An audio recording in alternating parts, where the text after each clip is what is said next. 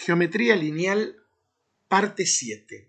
Vamos a abordar lo que es la segunda parte del capítulo, que es el plano en el espacio. Es decir, ahora vamos a ver una superficie. En la primera parte vimos la recta en el plano, que es una curva plana, y acá vamos a ver una superficie, que ya lo definimos en el primer video de esta colección que corresponde a geometría lineal. La idea sería determinar entre R2, la relación entre R2, es decir, el plano, y los reales, que tienen por gráfica un plano normal, es decir, perpendicular a un vector n, de componentes escalares ABC, y que contiene un punto P0 de coordenadas x0 y 0, z0. Sea pi el plano en cuestión. ¿Cómo va a ser esa relación? Similar a la recta en el plano. Un punto P va a pertenecer al plano pi si P0P es perpendicular al vector normal. Un punto P va a pertenecer a este plano si P0P es perpendicular al vector normal. Ahí ya está la ecuación vectorial de la recta. Esta es la ecuación vectorial de la recta. Entonces, P0 tiene coordenadas x0 y 0, z0. Y P es un punto hipotético x y z. X menos x0, y menos y0, z menos z0. Escalar ABC. Eso es la ecuación general o cartesiana del plano, que de una manera más prolija, si desarrollamos, a minúscula le llamamos A mayúscula, a B, B grande, a C, C grande, y a todo el resto, menos AX0, menos BY0, menos CZ0, lo llamamos D mayúscula. Fíjense que la ecuación general o cartesiana del plano es totalmente similar a la ecuación general o cartesiana de la recta en el plano, salvo que tiene una coordenada más.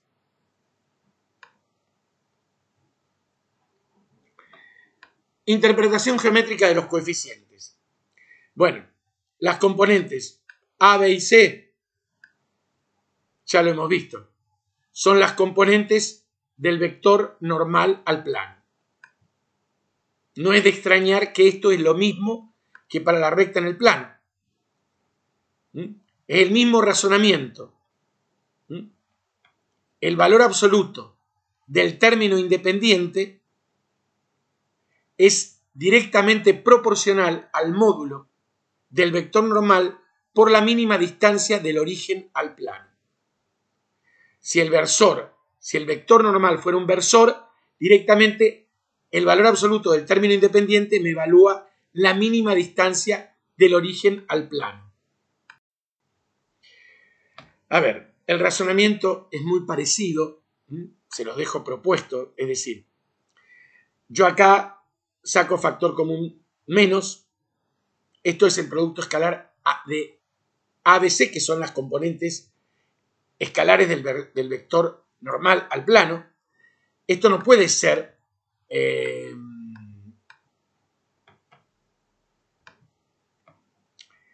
producto escalar de un vector por un punto, sino que es el producto escalar del vector normal por el vector posición del punto de paso del plano, el punto P0.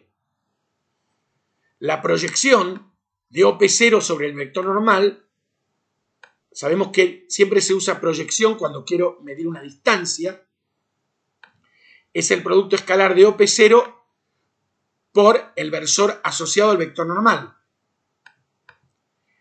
Y el versor asociado al vector normal es el vector normal sobre el módulo. De manera que por asociatividad mixta esto sale fuera, es 1 sobre el módulo del vector normal por OP0 escalar el vector normal. Ya saqué 1 sobre el módulo fuera. Así que la proyección es 1 sobre el módulo del vector normal por este producto escalar.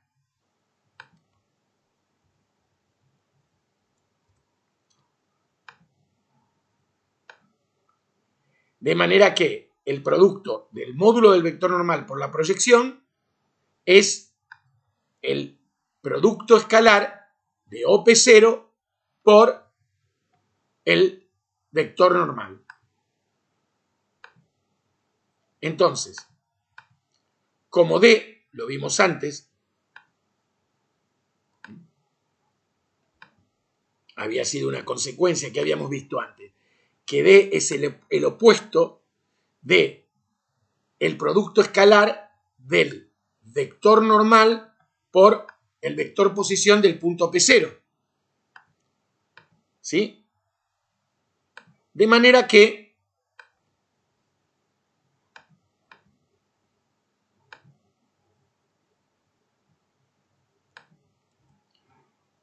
si esto es así, el opuesto de D, esto lo paso multiplicando, es OP0 escalar el vector normal, que habíamos visto anteriormente que es el módulo del vector normal por el valor de la proyección. Si tomo valor absoluto en ambos miembros, me encuentro que esto va a ser igual a directamente el módulo de OP0 por el vector normal. Pero como esto es igual al módulo del vector normal por la proyección, acá puedo aplicar el módulo de un producto, o mejor dicho, el valor absoluto de un producto, que da el módulo, por el valor absoluto de la proyección. Y esta proyección no es otra cosa que la mínima distancia del origen al plano. Por ende, llegué a la conclusión que el valor absoluto del término independiente es el módulo del vector normal por la mínima distancia del origen al plano. Como verán, es una deducción análoga a la que habíamos hecho en su momento con la recta. La cuestión de signos es igual, con respecto a si el origen y el extremo del vector normal están en igual o en diferente semiplano. Veamos un ejemplo desarrollado. Hallar la ecuación del plano pi normal al vector n de componentes escalares 2, 3, menos 1 y que pasa por este punto. Si tenemos el vector normal, directamente escribimos 2x más 3y menos z más d igual 0. ¿Cómo hallamos el valor de d? Reemplazando por el punto que pertenece al plano. 2 por 5 más 3 por menos 2 menos 3. Despejo d, que es menos 1, y nos queda la ecuación buscada. Otras formas para la ecuación del plano. La ecuación normalizada. Muy simple. Considero la ecuación general del plano. Siempre que el módulo del vector normal sea distinto de 1 y de 0, divido todo por el vector normal. Ahí obtuve la ecuación normalizada, donde los coeficientes en x y z son las componentes escalares de un versor asociado al vector normal. Y el término independiente es directamente, me evalúa la mínima distancia del origen al plano. Ecuación segmentaria. Siempre que, acá hay que aclarar, la ecuación, o mejor dicho, el plano, no pase por el origen y los coeficientes sean todos no nulos, esa exigencia es fundamental, yo puedo normalizar la ecuación, segmentarizarla, pasando de, el término independiente al otro miembro y dividir todo por el opuesto de d. Entonces hago este trabajo elemental de un cociente de fracciones, a esto lo llamo P, a esto lo llamo Q y a esto lo llamo R. Y fíjense la similitud de esta ecuación con la ecuación segmentaria de la recta en el plano.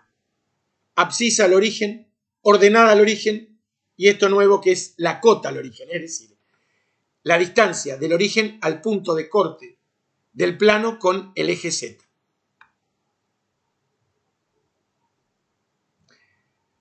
En una recta en el plano no teníamos este término. La recta, si no pasa por el origen, determina con los ejes coordenados un triángulo rectángulo. De manera que el valor absoluto de P por Q, abscisa por ordenada al origen sobre 2, me evalúa el área del triángulo determinado con la recta con los ejes coordenados. Acá, el valor absoluto de P por Q por R por un sexto me evalúa el volumen del tetraedro, fíjense, esto es un tetraedro, que la recta determina con los ejes coordenados. Esto viene de la geometría del espacio. El volumen de un tetraedro es la sexta parte de largo por ancho por alto. De esas tres medidas que me evalúan la abscisa, la ordenada y la cota al origen.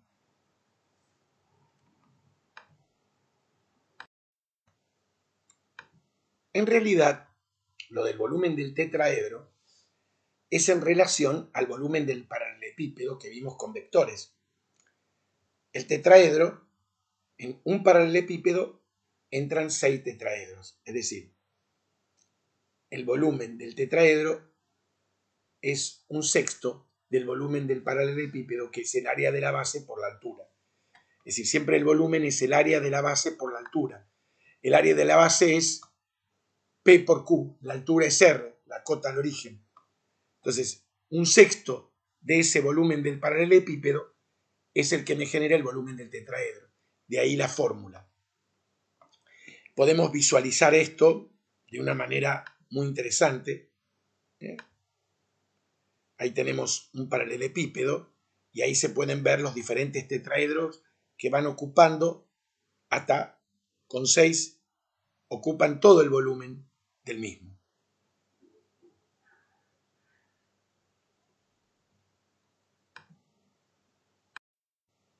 Bueno, vamos a ver que acá no hay tantas fórmulas vamos a trabajar. Hemos visto la cartesiana o general, la segmentaria, la normalizada y ahora vamos a ver por último la paramétrica. La paramétrica, fíjense que tenemos un plano, un punto P0 y dos vectores U y B. Estamos observando los tres vectores de la base canónica del espacio. A ver, tenemos un plano, un punto P0 y dos vectores U y B. Si sobre el plano pi se toma como sistema de referencia el punto P0 y U y B, es decir, que la orientación del plano viene dada por dos vectores, resulta que para cualquier punto P perteneciente al plano pi, se tiene que un punto P cualquiera va a pertenecer al plano pi, un punto cualquiera P, sí, solo sí que ocurre. P0P se puede escribir como combinación lineal de los vectores U y B.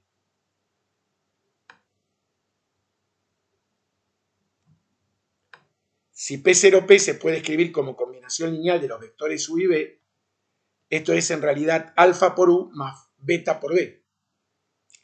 Desarrollo esto y obtengo la ecuación paramétrica, ¿sí? La ecuación paramétrica del plano, que en lugar de tener un solo parámetro tiene dos.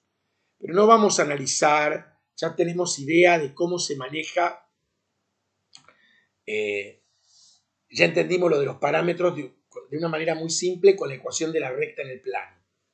Acá simplemente entendemos esta ecuación cuando un plano viene dado por la orientación de dos vectores, que inclusive podríamos obtener a partir de acá mismo la ecuación cartesiana. ¿Cómo? Tenemos el punto P0 y necesitaríamos un tercer vector, ¿cómo? Perpendicular a estos dos. ¿Y cómo obtenemos un vector perpendicular a estos dos? Haciendo el producto vectorial de estos dos vectores. Es decir, que si un plano viene orientado por dos vectores y un punto P0, podemos obtener su ecuación paramétrica y también su ecuación general o cartesiana.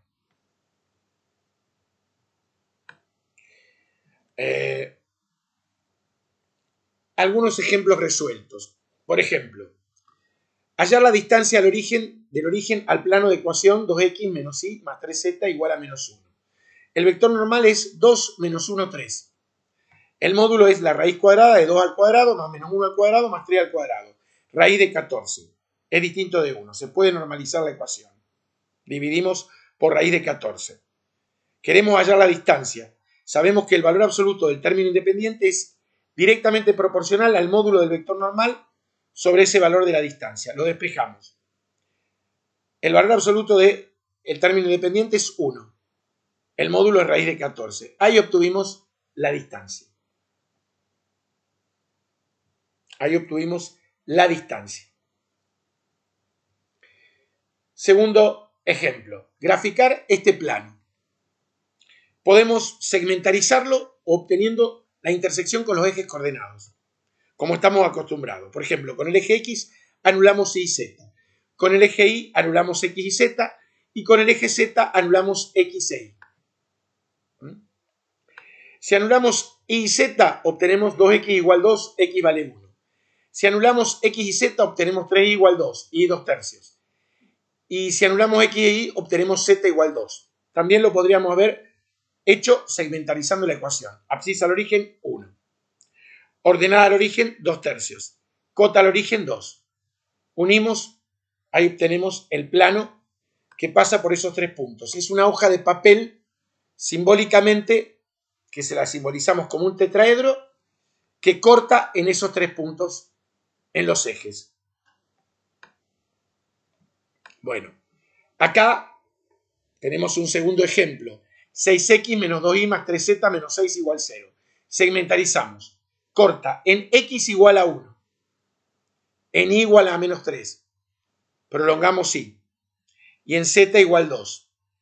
Unimos, ¿qué puntos? El de x y el de z y el de y. Supuestamente el tetraedro iría acá. Podríamos cortar acá. Esto es simbólico. Podemos hacer así, así, y seguimos paralelo al eje Y. Si no, podríamos cortar ahí y hacemos el tetraedro. Cuarto ejemplo. Hallar las ecuaciones paramétrica y cartesiana del plano que contiene este punto y cuya orientación viene determinada por estos dos vectores. Lo aprendimos hace un momento. ¿Qué tenemos que hacer cuando tenemos un caso así? Es decir,